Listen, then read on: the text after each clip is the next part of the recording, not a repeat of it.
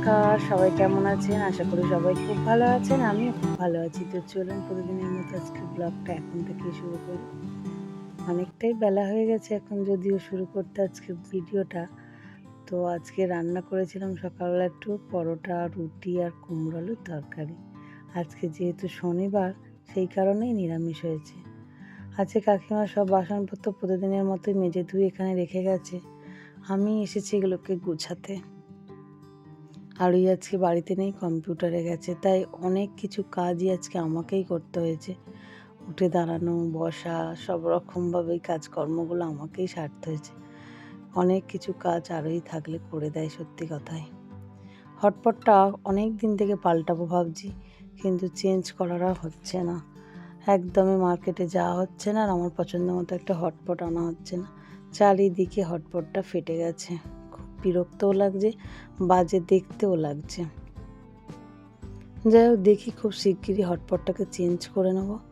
আপাতত এই জিনিসপত্রগুলো একটু গুছিয়ে যে যার জায়গায় রাখি, কারণ এইভাবে এরকম বিছানা হয়ে থাকলে বাসনপত্রের একদমই ভালো লাগে না। আর অনেকটা সময় ধরে ছিল তো, জল ঝরে শুকিয়েও গেছে।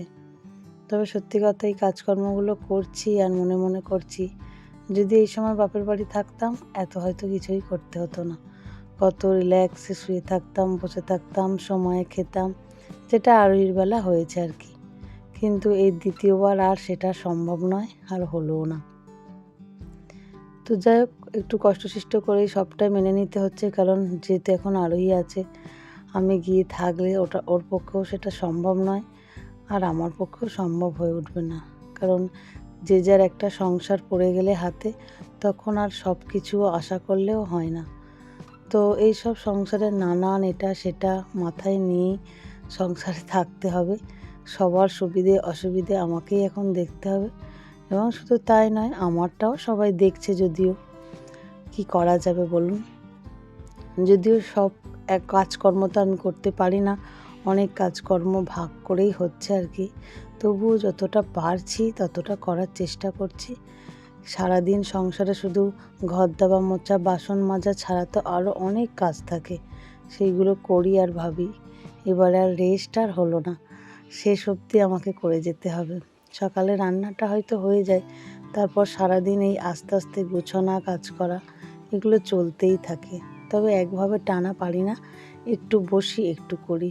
আমার শখের ছুরিটা ভেঙে গেছে দেখুন, একটা কুমড়ো কাটতে গিয়ে এত খারাপ লাগছে। ছুরিটা আনাও হয়নি এখনো বাজার থেকে, আর খুব অসুবিধাও হচ্ছে। যখনই কিছু কাটতে বসতে হচ্ছে, আমি তো বসলে উঠতে পারি না, তো সেটার জন্য খুবই অসুবিধা হচ্ছে।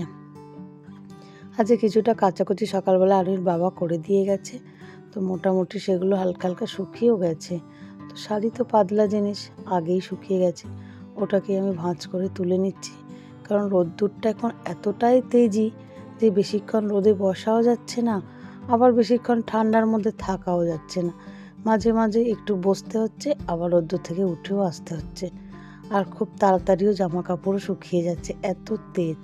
তো যাই হোক, আস্তে আস্তে তো এরকমই হবে, কারণ আর বেশি শীতের সময় নেই, হাতে গোনা মাত্রই একটাই মাস।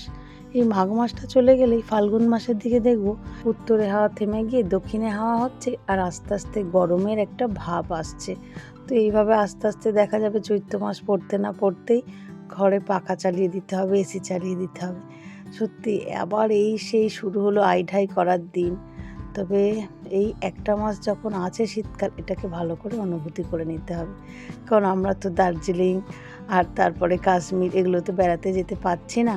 তো সেই হালকা শীতের অনুভূতিটা যখন আমাদের এখানে এসেছে, সেটাই একটু ভালো করে পরখ করে নিই। চলুন, আরোহীর আজকে দুটো জুতো ভিজিয়ে দিয়ে গেছে, সেটাকেই আমাকে আজকে কাচতে হবে। বেচারি নিজের জামা কাপড়গুলো নিজেই কাচে, কিন্তু সবটা তো পরিষ্কার করে কাচতে পারে না, তবু যতটা করার চেষ্টা করে করে।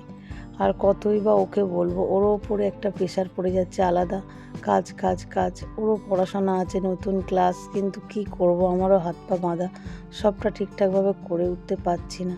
তাই আজকে ভাবলাম এই জুতো দুটো আমি একটু পরিষ্কার করে ঘষে দিয়ে রোদে রাখি, ততক্ষণ একটু জল ধরে শুকিয়ে যাবে। আর টুকটাক কাচাকুচি আছে, সেগুলো ও এসে একটু ধুয়ে নেবে। একটু ঘষে মেজে রেখেছি, সে শুধু ধোবে। তো যাই হোক, মোটামুটি আমি জুতোটা পরিষ্কার করে দিচ্ছি। আর খুব খারাপও লাগছে সবসময় ওকে প্রতিটা সময় আর কি কাজের কথা বলতে, যেখানে আমার মেয়ে কিছুই করতো না, শুধু হয়তো একটু জল ভরতো আর খাবার দাবার একটু ম্যাগি ট্যাগি নিজের বানিয়ে খেত। সেখানে আজকে অনেকটা কাজ ওর ওপরে প্রেশার পড়ে গেছে। এটা সেটা ওটা যতটা না আমি পারছি বেজায় বিরক্ত হয়ে ওকেই বলছি। এবং শুধু তাই নয়, বলার সাথে সাথে বকাবকিও চলছে। যেটাই না হচ্ছে সেটাই বকাবকি চলছে। আসলে এরকমই হয়, যে বাড়ির বড় সন্তান হয় তাকে অনেক কিছু সহ্য করতে হয় আর মেনেও নিতে হয়, কারণ তার উপরে অনেকটা দায়িত্ব চাপ থাকে। শুধু ছোটোবেলায় কেন, বড়োবেলাতেও তাই একই রকম হয়ে যায়। তাই অনেক ভিডিওতেও আমি দেখি যে সত্যিই মানে তারা এতটাই বকাবকি খায় বা অনেকটা কাজের প্রেশার হয়, সব কিছুই ঝাল তাদের ওপরেই পড়ে, কিন্তু আবার তারাই আমাদের পাশে থাকে। কিন্তু সেই সময়টা যখন আমরা এরকম করি তখন কিন্তু মনেই থাকে না। এরকম বকাবকি করার পর একটা আফসোস আছে, কিন্তু কিছু তখনও করার থাকে না, তখনও আবার একটু আদর করে সেটাকে থামাতে হয়। যাই হোক, চলুন, অনেক বকবকানি হলো, এবারে দুজনে মিলে খেতে বসেছি আমি আর আরোহী। তো কুমড়ো আলুর তরকারি আর পরোটা দিয়ে খাচ্ছি এখন আপাতত। আর আমার একটু মিষ্টি খেতে ইচ্ছে করছিলো বলে, বিশেষ করে গুড়টা দেখে আমার খুব খেতে লোভ লাগছিল, তাই একটু গুড়টা নিয়ে বসেছি। কিন্তু গুড়টার মধ্যে এতটাই ছাই ছিল যে গুড়টা ছেঁকে নিতে হয়েছে। তো চলুন, আজ ভিডিওটাও খেতে খেতে এখানেই শেষ করছি। আগামীকাল একটি নতুন ব্লগে আপনাদের সাথে আমার আবারও দেখা হবে।